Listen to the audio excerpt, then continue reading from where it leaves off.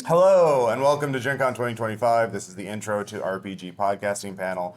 Hey, it's Ross Payton with Role Playing Public Radio. I run Role Playing Public Radio, RPP, our actual play, which is an actual play podcast, and I co-host Leto Narrative Dissidents, which is an RPG review podcast I do with Greg Stolze and James Wallace. I'll be moderating the panel, but I'm not alone. To my right.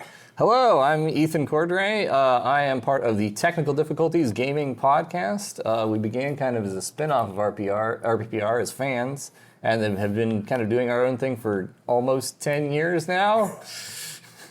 We're an actual play podcast. And to my left? I'm Zach Reeves with Pretending to Be People. We started recording in December of 2017, started releasing in December of 2018, a full year later, and that's when we started. So we're an actual play. We play Delta Green, or not. We play our version of Delta Green. Pretty stripped down. Yeah, we don't really follow the lore, but... But speaking of Delta Green lore, hey.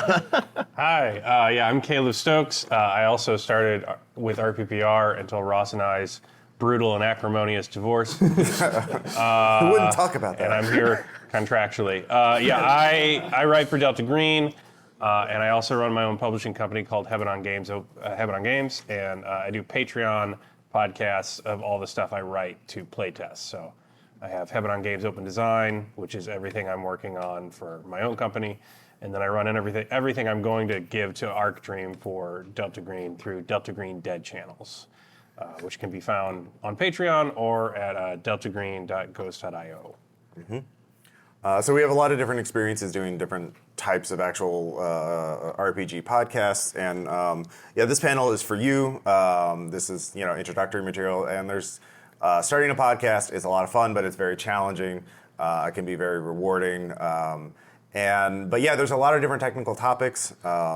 In general, I'll just briefly go over if you haven't researched the technical requirements for a podcast, you need a unique name, which you should look to see if someone else has come up with that title. And then you need a logo, which is 3,000 pixels square.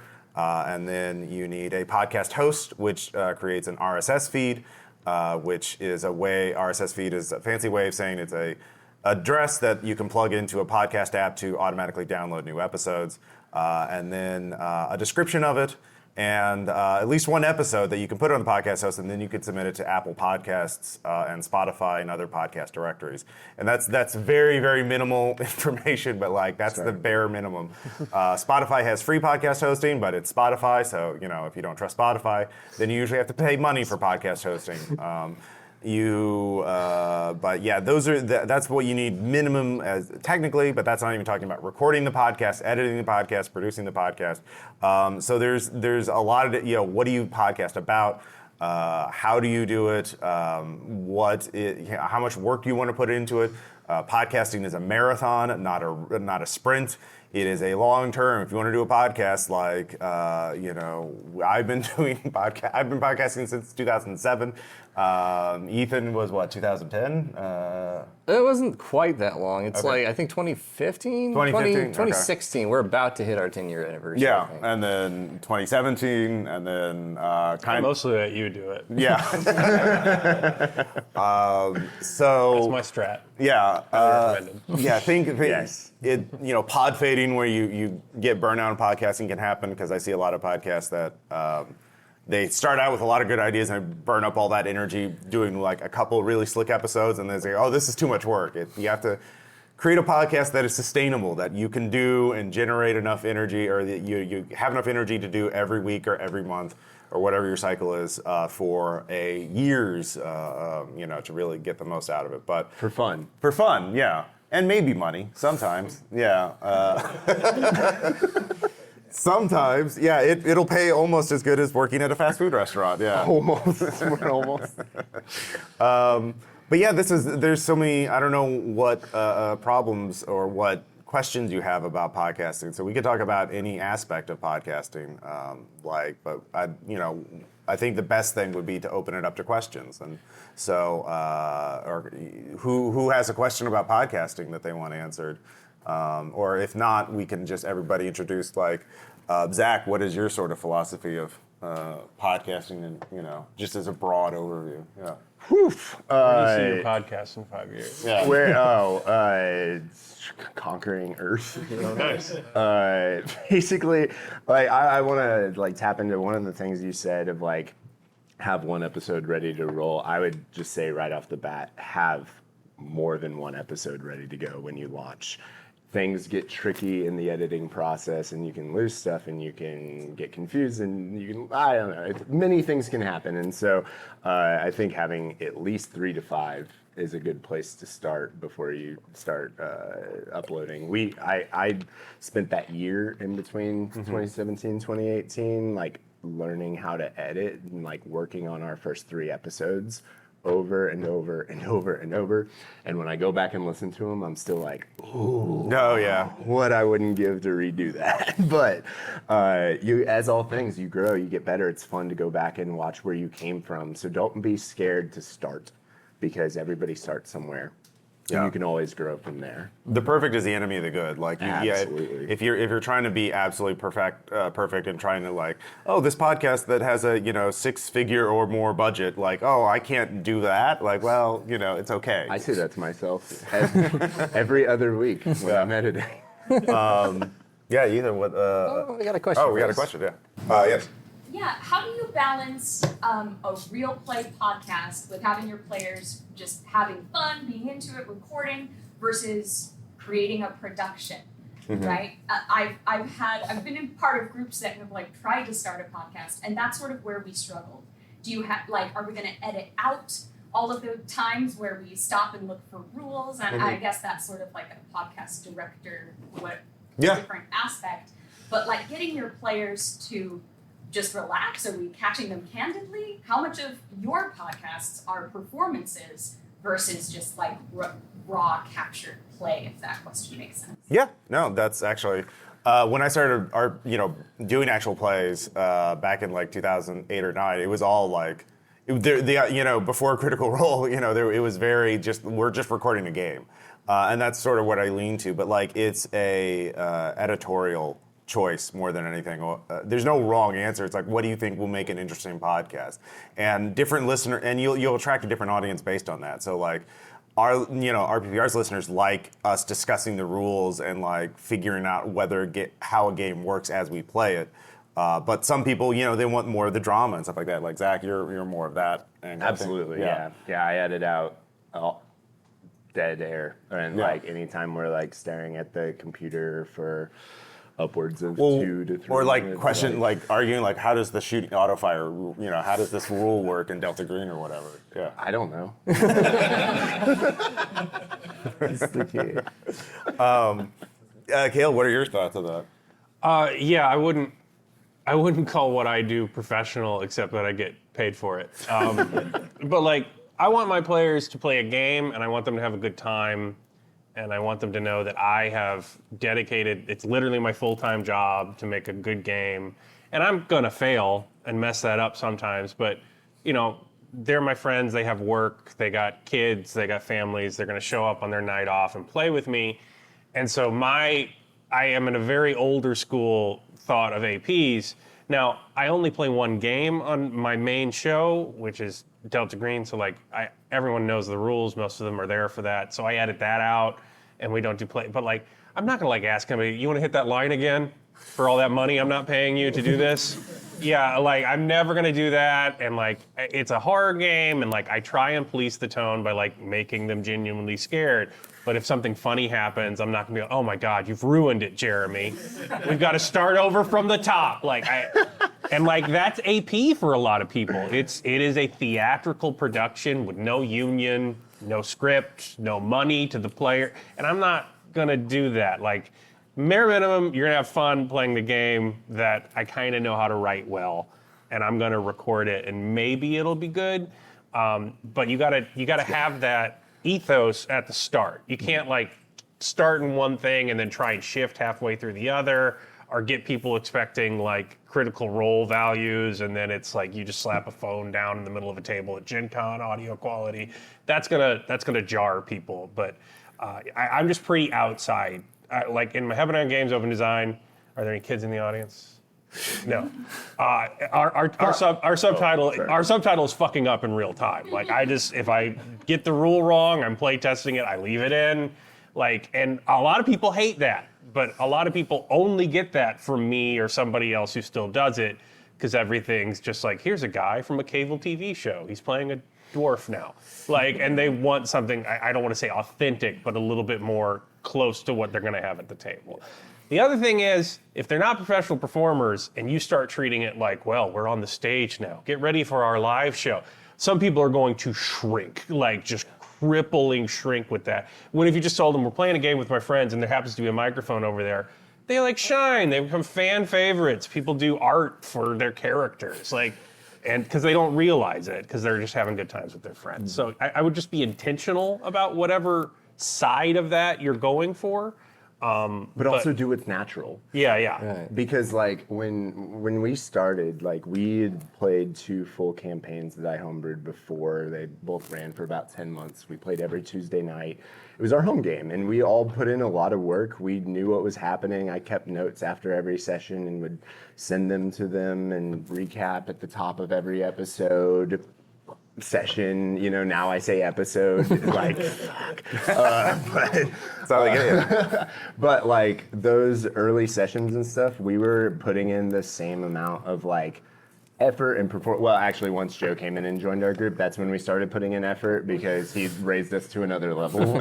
Immediately he like jumped in character voice, and we were all like, oh shit, we have to try. Let's all have a lot more fun. And so we did, and that's what we did for years. And then when we started recording, we were like, okay, like I love editing. Like I used to mix music and produce music, and that was really fun for me.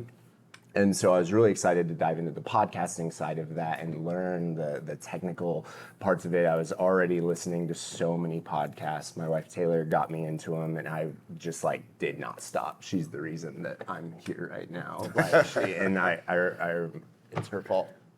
Okay, so like We got that recorded too. yeah, thank you. Yeah, I send it to her. So the way that we started was like, okay, we're going to make this like kind of a show, like a production. We're gonna have Wolf the Dog, our radio DJ, introduce every episode, which that character came about from a game of Everyone is John, where Justin was just playing Wolf the Dog the whole time inside John's head, and that became Wolf the Dog. And so then we just like were putting together all the notes and everything for the year, ahead of releasing. And then but that first time we sat down to record, we had never been so awkward in our entire lives. And as soon as we were done, we were all like, that sucks shit. And so we deleted it all.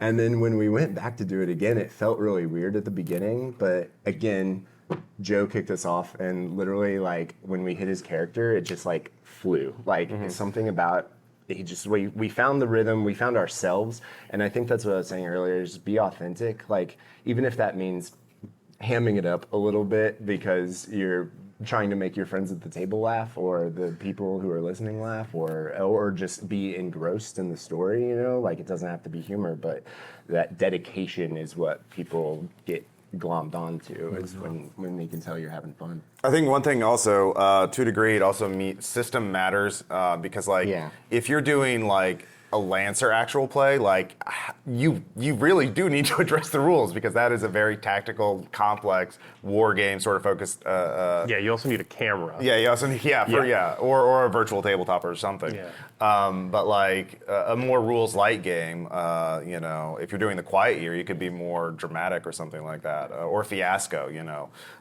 could sort of bleed. So it depends on the tone and like the game to a degree. But Ethan, any? Well, Caleb mostly said what I was going to say. All right. Well, yeah. Next question.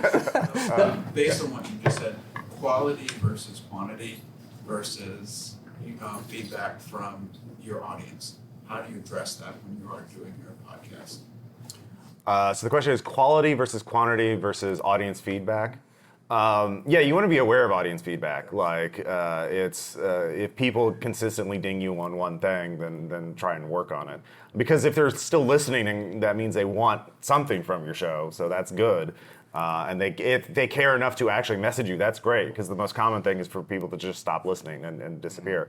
Part of the quantity versus quality thing is your how much time you can budget to work on your show and how frequently you're going to be uploading it, and so that's the first question. And like, are you going to record one session, turn into 3 1-hour episodes, or are you going to do and how are you going to be putting in music and sound effects, stuff like that? So again, it comes back to tone. You'll find, like, if it's good, you'll find an audience that wants that kind of. There's enough listeners out there that you can appeal to any kind of niche that you think would be interesting. Because if you think of it's interesting, probably a lot of other people will too. But it's kind of a balancing act, and it's sort of like the biggest thing for me is budgeting your time. Like, how much can you put into it? Like, you could just say make it better and spend more time on it, but like at a certain point, you gotta like move on. Yeah. So I'd say consistency over quantity every time. Yeah. Right.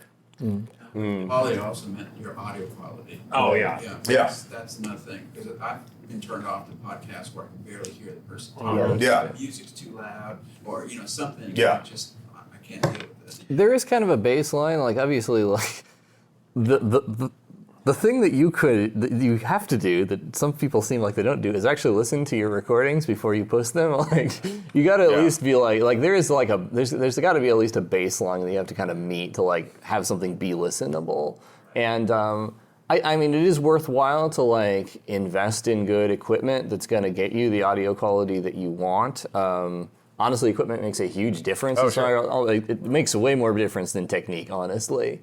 Is having the right audio equipment and knowing the baseline of how to use it. Like, the big difference is recording online versus in person. Yeah. And like, recording online is actually easier because you can separate everyone's audio into a separate file and then mix it together. And also everyone, a cheap but decent-ish USB mic is a lot cheaper than like, everyone mic'd up at a table, which is, that's. But on the other hand, recording in person, there's a certain magic to it that is hard to replicate. Absolutely. Yeah. And So- I will always shout out the Samson Q2U microphone.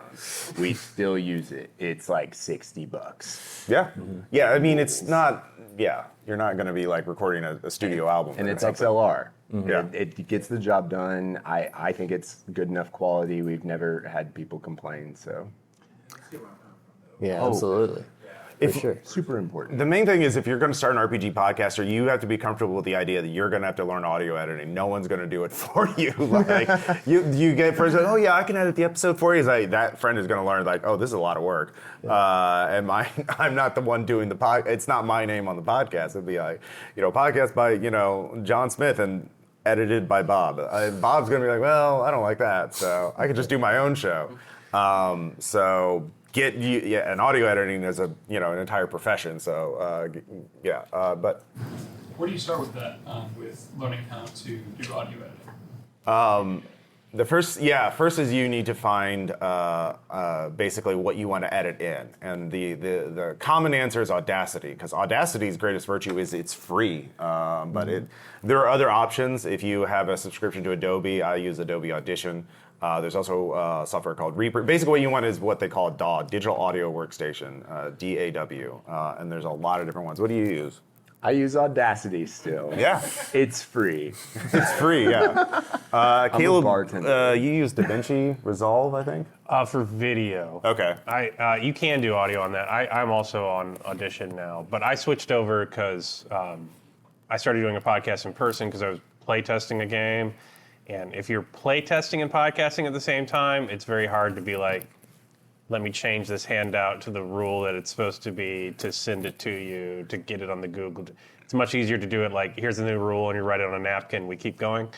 But in-person recordings, like in a room where everyone's together, is a much more chaotic audio editing environment than like, we're all playing online, there's a single client that records everything as a separate voice track. That's way easier to edit. So like, I just switched away from Audacity, not not because it's bad, but just because I was dealing with so many tracks, and there's so much stuff I have to do in post-production to like kill also reverb, to kill, yeah. So Yeah. Don't use Audacity. yeah. Audacity, yeah. There's a ton of free tutorials on YouTube for any of these programs. But yeah, if you can't take a class, you're gonna have to spend hours and hours learning this stuff.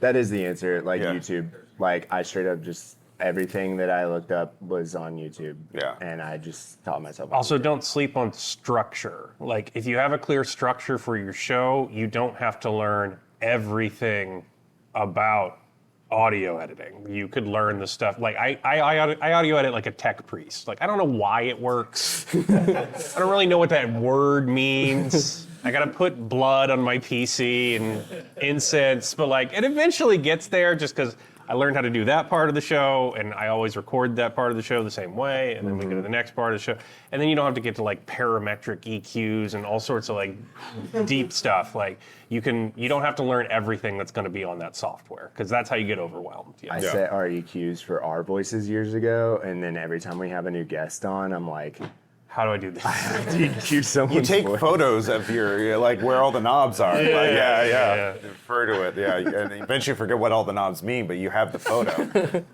Yeah, either way. Yeah, so we do all of our recording online because we all live all across the country, and we record through Discord and using the Craig bot, which is an extremely easy to use recording bot. Yeah. It's really nice, and it produces recordings in a variety of different audio formats.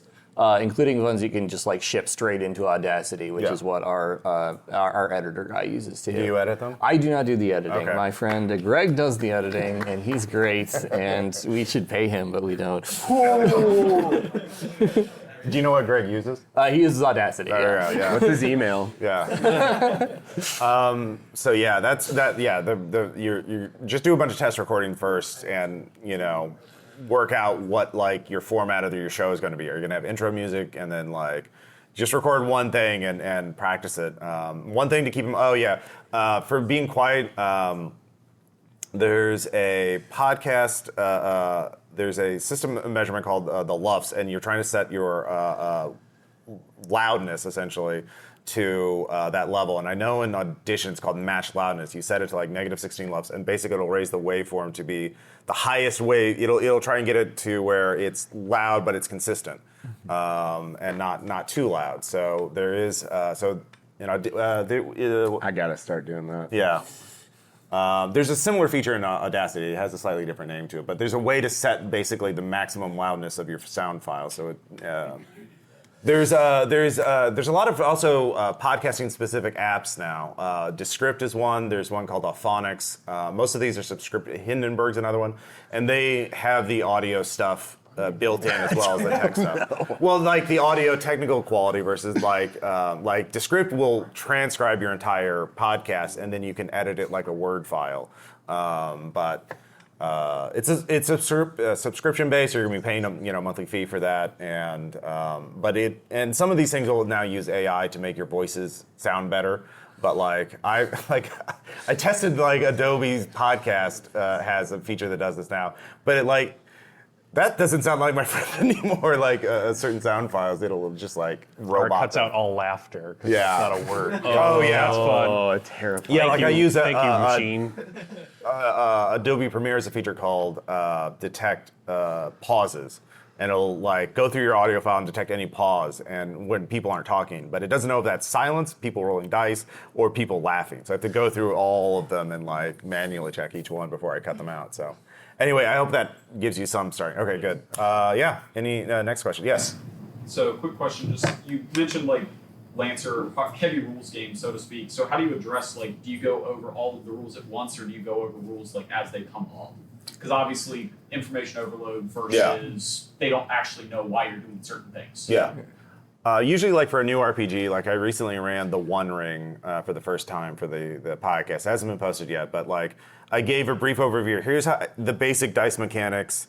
here's how you can do thing in game, at a basic level. And then we started going. Then when we got into more complex, but I didn't go into like combat yet. Mm-hmm. And then when we got to combat, I explained, here's how combat's different from the basic thing. So I'm a big fan of like gradually introducing rules concepts, not don't overwhelm listeners.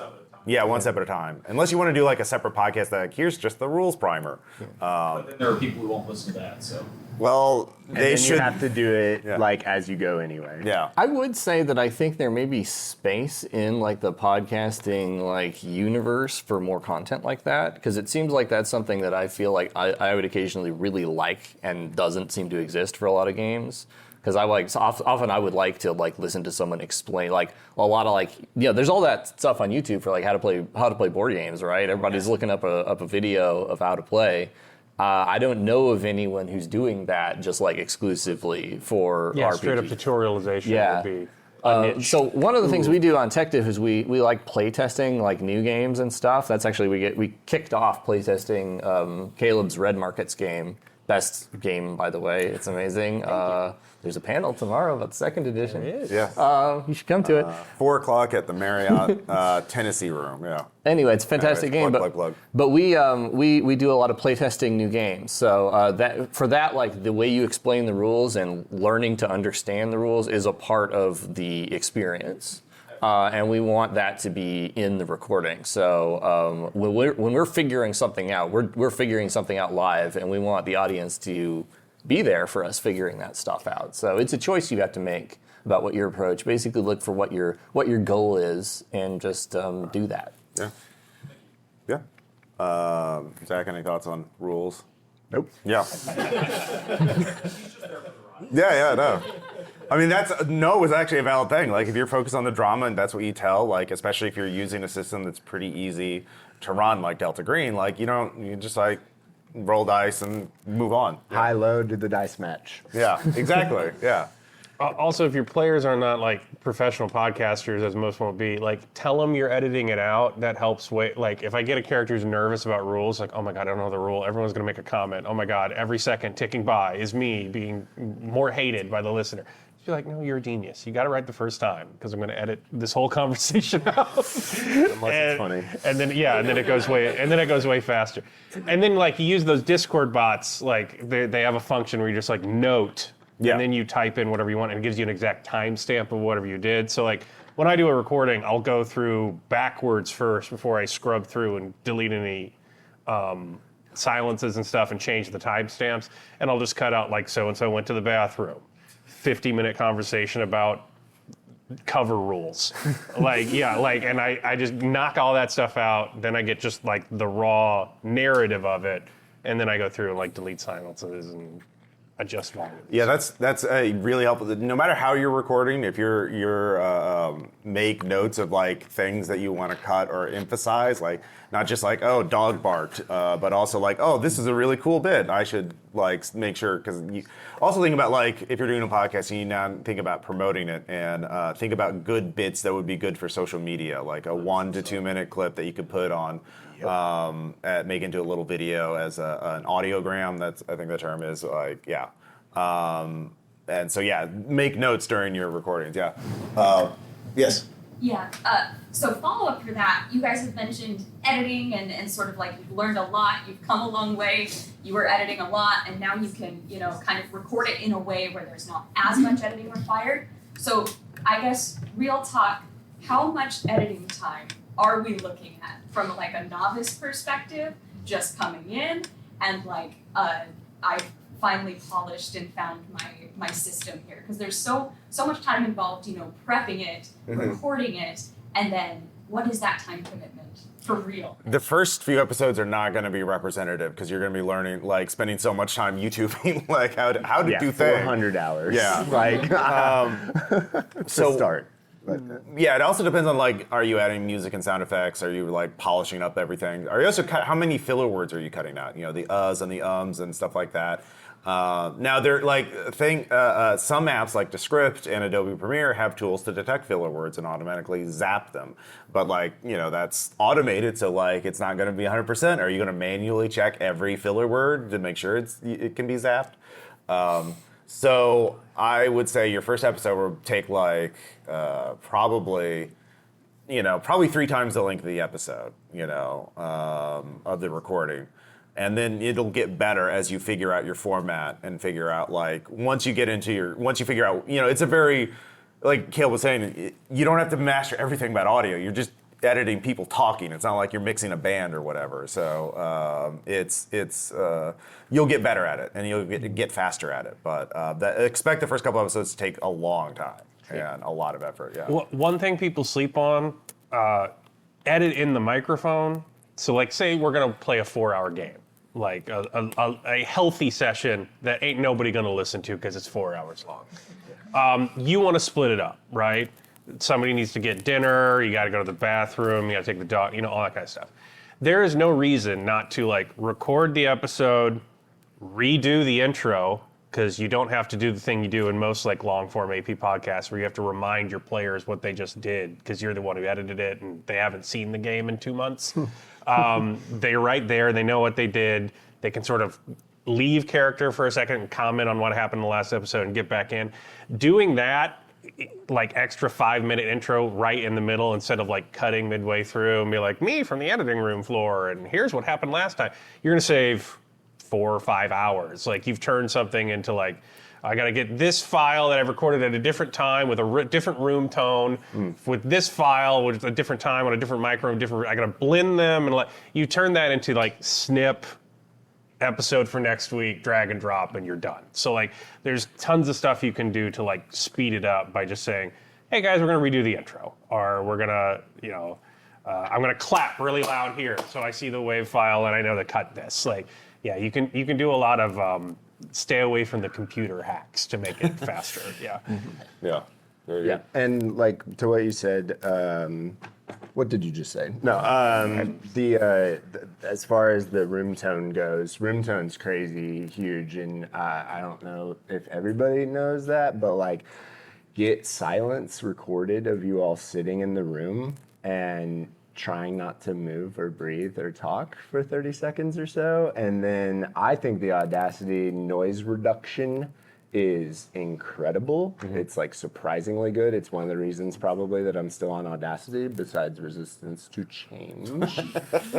But to answer your question about time actually spent at the editing computer, not first 3 episodes, whatever. I was comfortable with getting into season 1 at about 16 hours per episode. And how long was the finished episode? 45 minutes to an hour. And how long was the raw recording? 1 hour Okay. to 1 hour 15. We're not cutting out a lot. No. We record episodes at a time instead of a full session. So we'll record an episode, like you said, literally like you said, go away, come back, start the next episode, and act like it's been a week or 2 or whatever. Change your shirts. Yeah. And so that was early days. And then I got down to about 10 hours per episode, which was good at the end of season 1. And then now it's about, I can crack out an episode in 8 hours, but if it's the first episode of a new story or the finale of a new story, then I'm gonna spend 12 hours on it. If a guest is on, I'm gonna spend 16 hours on it again because I'm just diving in way more on those oftentimes, and they come in with a bit of a lag, and so I'm lining that up because we had Eleanor De Lorenzo on from Glass Cannon, and she was immediately on the lag. She was no one's gonna think I'm funny. The laughs are gonna sound forced because they're gonna be lagging behind, and I was no, dude, I'm dragging all that shit. You're gonna be lined up perfectly with us the whole way through, and so. That's just me though. I'm an obsessive. We talked about perfection being the enemy. Yeah. It is, and I'm not spending 40 hours per episode, and so I'm patting myself on the back. So. Yeah. It all depends on what you're comfortable with, and again, this has to be sustainable. But yeah. Yeah, and I would say so. One of the things you can do is also just start low, and you can edit more as your skills get better. no one is going to be surprised if your audio quality is not as good at the beginning of your podcast as it ends up later on in your podcast. That's like every podcast has that. So like, It'd be a lot cooler if it didn't. I know, but like if you really are going into Slow this with decline. no experience and you're learning from scratch, it's okay to like start basic and like not try to do everything from the get-go and like get overwhelmed. Yeah. Because that's the sort of thing that could kill your podcast after 2 or 3 episodes. You're like, I can't do this Yeah, it's that anymore. burnout. Yeah. But like if you start early and you've done 5 or 6 at a certain level, you're like, okay, now I can start cutting these things out. Now I can start paying more attention to these settings, that sort of thing, and sort of build just like any skill that you're going to learn, just kind of add the advanced stuff once you're ready for it. Yeah, good question. Yeah, you in the hat. Yes. There was a lot of talk about like length of podcasts. Like, do you have a golden rule for this is how long we're keeping them before we've noticed like significant listener fall off or anything like that? I think Caleb, was talking about consistency earlier, and I think that's the biggest thing because you'll get an audience if it's good, and if you have passion for it, it'll be good. Like it's about bringing it out, and you'll find, I've had podcasts that were 6 hours long, or I put early in my podcasting days, and people are like, I listened to it this night, I didn't sleep, great job, and then like. But now I tend to do shorter ones, like 2 hours, maybe 3 hours. I mean, again, mine is more the like full game. We're recording the rules discussions. We're getting it all in there. We feed you. It's like you're at the table. Just don't do like a 6 hour episode followed by a 45-minute episode. People get mad. Yeah. Like, I paid good money for 6 hours. Yeah. The main thing is you want to have like a complete story chunk in each episode, right? Like something that feels meaningful and like interesting. You don't want to cut in the middle of a fight scene or something like that. So so it depends on the kind of game you're doing to a degree and what kind of story you want to tell. But like. I think actual play tends to be longer than most podcasts, at least an hour, to maybe 1 to 3 hours, depending on like what you're trying to do and like how often you upload too. If you, how often is Pretending to Be People? We were weekly for so long, man, and then I lost it. Yeah. We're back to bi-weekly. We went back to weekly at the beginning of the summer, and it was like I was gripping the table again, and I was like, but thankfully we're at a point now with Patreon and ads to where I don't have to work as much, and I can spend some of that time dedicated to the show, which is why I spend that much time editing. When I was working full-time and going to school full-time and running the show, I was really trying to push like 10 hours. Like I was really and that would be me just not sleeping one night and then just showing up the next day. So. Was that pace sustainable? No, Thomas, it was not. It was bad for my relationships and my mental health. Yeah, what's the average length for tech? So many of our players are parents and other people with like busy schedules, parents and academics, which are like both things that take up a lot of time that you don't give too much time for gaming. So our play sessions are usually only like 2 hours or 2.5 hours tops. Mm-hmm. So we release episodes as sessions. So we very rarely chop things up. Occasionally we'll combine two recording sessions into one episode if something's real short. Mm-hmm. And has a good, two-parter or whatever that we can put together. But because of our recording session length, that kind of puts a limit on what our release length is. This is basically the same thing. So it's about 2 hours ish for us, and it's one episode is one session. Caleb? Oh, I'm not consistent at all. Sorry. I'm not doing any of the things that they said. When I first started, I shoot for like an hour. When I first started Dead Channels, I was really writing for Dead Channels because I wanted people to get on board with the podcast. And so I would write in like these hour-long arcs, and I would really try and stay focused and be like an hour and a half, and I'd edit in the microphone, then we'd do 2 or 3 episodes a night. I will still do that sometimes, but like a lot of times if we're cooking, and I do Delta Green, so it's investigative, and you want players to split up. They get more of the story if they split up. They're more vulnerable if they split up. So you need to do like cable TV plotting. Like, so every time my players are like, I'm going to go over here, I'm not like, don't split the party. I'm like, okay, B plot. Like, and I'm cutting faster between them to give everybody spotlight time. So when I will get in the mode of doing that, I'm so bad about like, everybody stop, let's do the intro again. But sometimes I'll end up with like a 4-hour recording. I'm like, ain't nobody gonna look at this. But the benefit of that is that I will cut in the middle of a fight. Like, oh, you saw the monster, all right? Well, see y'all next week. Like, I will do that. That's just a cliffhanger. Yeah. Like, so. Caleb, you can always just cut at the moment that my first character dies. yeah, it was pretty good. It was a pretty good hit. Floating face down in a river. It was great. So you do want to be consistent. Most people, you'll get complaints anything over an hour.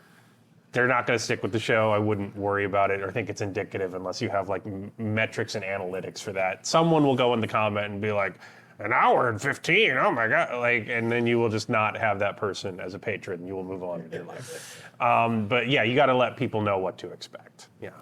But again, you get super fans who will archive binge and like listen to everything and like want more and more and more. So like, you know, there's you'll get complaints either way. So no matter what you do, you're wrong. So yay, podcasted, yeah. I think there was a question back over here. So it was about the length and Okay. understanding the style of podcast, right? Yeah. And your Yes. audience. And sometimes you'll find that audience. I know I've sat down and listened to it 3 or 4 or 5 hours. Yeah. Right? And I was perfectly fine with it, right? Because I was engrossed in the story and Yeah. what was going on.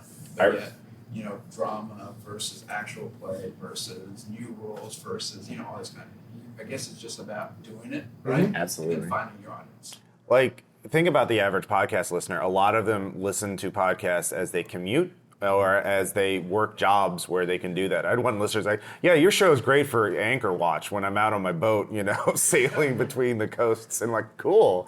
I'm glad that's working out for you. So yeah, they want a longer form thing, you know. So, and there's, podcasts can be short. They can be very long. It's all good. So, Dude, I'd love to put out 2-hour episodes, but that would murder me. Like, I wouldn't be able to do that. just lower your standards. It's fine. no, Yeah. I won't. Yeah, totally. Yeah. So it's probably a good idea not to be too married to your comments, I assume. Like, if you have your own vision, Like, how do you balance that? Caleb had a really good like criticism. Like, they'll often point out things that are wrong, but they won't have the right idea of like how to fix it. So like, comments are a bit like that. But comments. Some people are just like, they want it to be something else. They want, you know, some will just hate. Some don't get what you're doing. It's useful, you know, but like. Have you thought about making this Powered by the Apocalypse? Yeah. Have you considered playing D&D instead of Delta Green, you know? Have you considered converting Delta Green to 5th Ed, you know?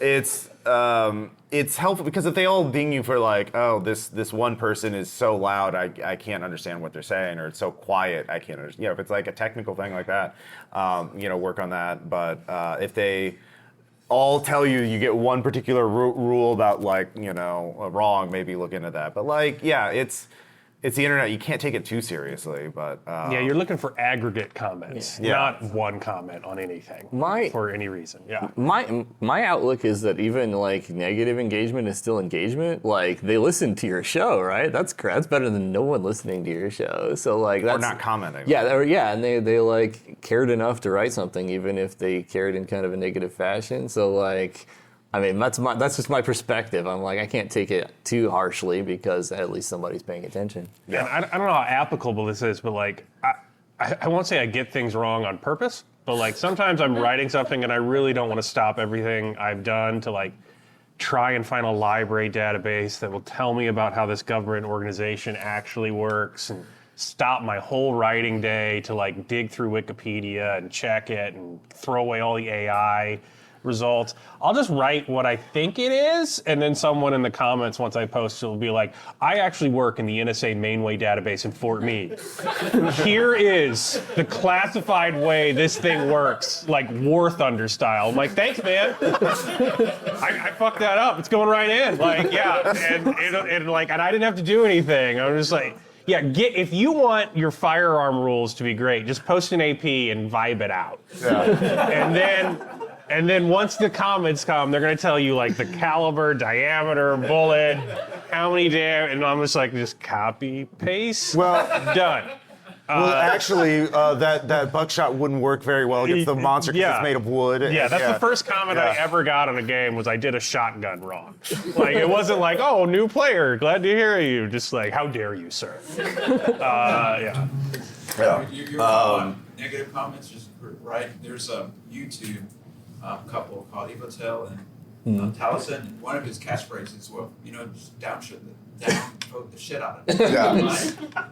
Because any type of stuff, any type of. Yeah, basically. Yeah. You had mentioned Patreon. Do all of you guys do Patreons? Yes. Okay. At what point did you guys find it appropriate to start putting out things on Patreon versus just a main feed? My buddy and I have been doing about a year and a half into our own show. Do it. Yeah. We're talking about. We just don't know like what to exactly put on it yet. So our podcast is. It's topical. Just topical breakdown at the moment. So we've contemplated doing actual play, but haven't pulled the trigger yet. Yeah. Okay. Yeah. So we talk about like Patreon. One thing that's easy to do is early access, and that's not like a super enticement, but it's something like I do early access for It's like actual no play. work though. That's Yeah, the it's thing. no work. Yeah, that's the thing. You're going to do it anyway, so yeah, just do it earlier. I do a separate podcast series, several podcast series that are just for the patrons. Like one is called After Hours, where we look at weird and old RPG material and like Cinnabar and those kind of things, and just like, boy, this is some weird stuff, isn't it? But we've occasionally done bonus actual plays and stuff like that. Like again, you want to make sure it's sustainable, right? Like you can't promise everything forever. One thing is also if you're doing actual plays. The ancillary materials you do for actual plays, like so many people have been like, I loved your AP of this game so much. Do you have the published version of it? And be like, no, I have a handful of notes. And then like, okay, I figured it out anyways. I reverse engineered it from listening to the AP. Just have your notes or your maps or whatever you do as a bonus. That's really smart. I'm going to start doing that. Okay. What do you do for Patreon content? Our very first thing on Patreon was us playing The Haunting. We did a live stream of The Haunting, and that was like, we got a big table as actually this like big piece of plywood that I like screwed into one of those plastic tables from Walmart. And then I was like, that's awesome. And then like threw a curtain over it, good to go. But yeah, like the content itself was exactly what we were doing, just behind the paywall and doing something slightly different, I guess, because we were playing a homebrew game, and then we started playing pre-written scenarios, like Call of Cthulhu and stuff within our wheelhouse there. And then we jumped into one-shots, just like any one-page RPG that we thought was fun. Yeah. One thing is also Patreon paywall content is not going to be checked. If you do a podcast, you need to look at and you want people to actually be able to download and listen to it, so you want to put it on podcast directories, right? Podcast directories have a rating system now that Apple set up, and if you fucking swear, you better fucking put it as an explicit because they'll take your podcast off the system if they catch you. If you say it's clean, no profanity. And then you don't. So, but a Patreon bonus podcast, fucking swear all you want, and so that's one option too. So, but that's bonus one shots. So we do.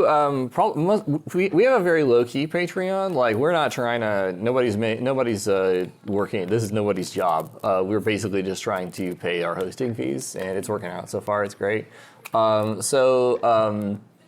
Most of our like Patreon like behind the wall content is not recordings. It's just ancillary material. So it's notes. It's like our basically blog posts about like what we did. I'm gonna be writing a blog post about my experiences at Gen Con. for this next month. We're like, I adopted a Delta Green shotgun scenario. I wrote down all my like thoughts about how I turned that scenario into a recording and like what it's like to run a really short scenario like that. I was pretty happy with the way I wrote that up. And also we do like character art that we've commissioned, and we put that, and you can download it for And so it's really mostly not recordings, but it's other materials. Since we're not like super like trying to make this a high value proposition for people, a lot of people just like they support the Patreon not to get more stuff, but because they want to throw a couple dollars our way because they like our thing. So. I'd say like broad spectrum paywall is going to hinder your growth. It won't stop it. Like you'll get people through Patreon because other people backed. But like the free stuff is how you build the audience. The paywall is how you make whatever you're doing sustainable. Yeah, think of it as like a funnel. Your public stuff is the widest part of it, and if they get on that, then you can like funnel them into the Patreon paywall content. So like there's or like you start social media, like, hey, look, there's a cool clip. Oh, I'll listen to the podcast. Oh, I'll join the Patreon. So like that's the strategy there. But yeah. I would also say, sorry. Oh no, I think we have time for like one more question. Oh, okay. Yeah. Well, real quick, there's more like stuff you can do on Patreon, like set up different tiers at different levels and give different things at different levels. We do like, they can submit names and locations at a certain level that can be used in the show. We do a live stream once a month at a certain level. We have T-shirts at a certain level. You can game with us at a certain level. We did the whole thing, and that was basically just looking at bigger podcasts, the ones that were successful, and just mimicking. There's a website, I think it's called Graphtreon, which is it tracks other Patreon creators, and you can sort it by category, and so you can see who the top podcasters are, who the top RPG podcasters are, or you can just search for that topic, and then you can just go to their pages and see what they do. Yeah, just rip off like their idea, their structure for it. Like you can't they already did it. Yeah, very good idea. Yes, in the back. So, sorry if this is like a pretentious question or something, but like in a world where it kind of feels like a lot of people are wanting to go into the actual play space and the RPG space, how do you focus on like finding your niche audience and like attracting dedicated listeners? The biggest thing is authenticity in terms of like something that you really want to do yourself. Like don't do 5th ed D&D because it's the big game right now, or Daggerheart, or whatever it is. Do D&D if that's what really like motivates you and would make because it's all about passion, like because that's what's going to keep you working on this thing over months and years. So, but there is a bit of marketing too. You got to like, I don't want to just rip off like the big one, so. Be passionate and think of like see what's out there and see what people aren't doing. Like look at Graphtreon and look at other podcasts and see what they're doing and be like, well, they're not covering it at this angle, or they're not. There's tons of games out there. There's tons of genres. There's so many ways to iterate, but the biggest thing is listening to like what's going to motivate you to do this more than anything else. Because once you do it, you'll draw people to you. Like. If it's good, and if you're passionate, you will be good. So have a good shtick. Yeah. These days, I think that's like necessary to get in. There's just, like, so podcasts are conversations. Yeah, and so like you have to have a good conversation, banter with the other people on the cast, and like that's a big key of it anyway. And then I would just say try to be discoverable in the places where you think the people you you want to listen to live. So like there's a big tabletop gaming presence on Blue Sky right now. People say like maybe Blue Sky is like stagnant right now compared to Twitter or whatever, but that's like political people talking. The people who like care about games, a lot of them are on Blue Sky. So like we've gone from posting on Twitter to posting on Blue Sky, and we've gotten a lot more engagement. So look into promotion in the places where people live that are interested in your stuff. Yeah. No. That's good to end it on. Yeah. The message we can all take home with us. Yeah. But yeah, what do you know? Like, what are you passionate about? Like, do you have an idea yet, or is that's where you're stuck on? No, like just a hypothetical question, something I've wondered about. Okay. Like, who hasn't gone into the gaming space without thinking, oh, I should do this myself. Yeah. You know, Yeah. Well, I mean, yeah, most of the successful podcasters are like, they really love this one game or type of gaming, and then like they want to share it with other people. So like, you know, I like weird horror stuff, so you know, I started recording Delta Green stuff, and My players didn't take good enough notes. I needed other people to listen. yeah. But yeah, I think that's all our time for our panel. I think we're supposed to clear out of here before the thing ends. Thank you so much. If I haven't scanned your badge, please come up here. Please get the badges Please scanned. say postcards that we have a podcast to tell you about. Thank you. Bye.